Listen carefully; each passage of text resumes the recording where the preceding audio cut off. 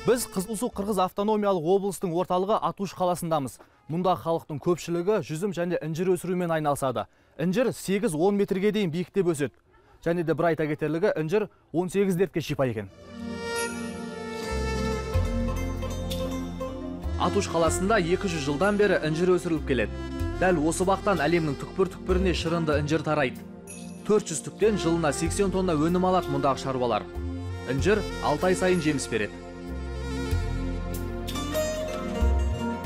Інжір өсіргенімізге мақтанамыз. Інжір арқылы атымыз танылып жатыр. Інжір рак, тері ауруларына өте пайдалы. Мұны жеумен қатар суға қайнатып ішсеңіз де болады. Дертінен айығып кеткен жандарды өзім көрдім.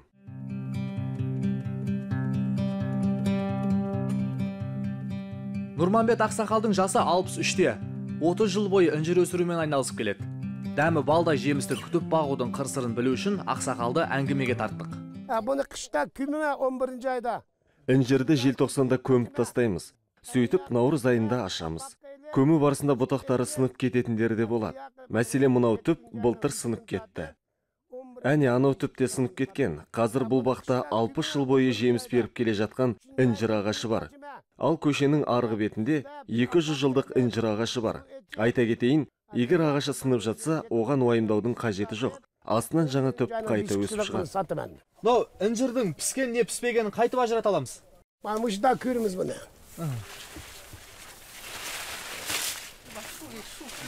Маныма пішқан. Пішқан ең.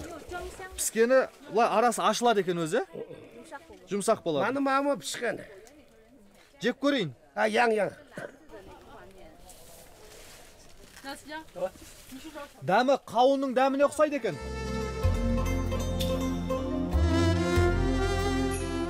Қыркүйек айының соңында інжір теру науқаны басталады.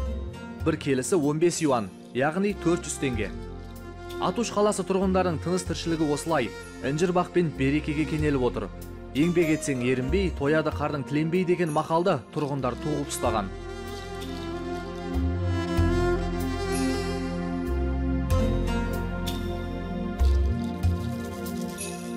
Ал біз қырғыздар көп шоғырланған Ақчи ауданына жол жүрмекпіз.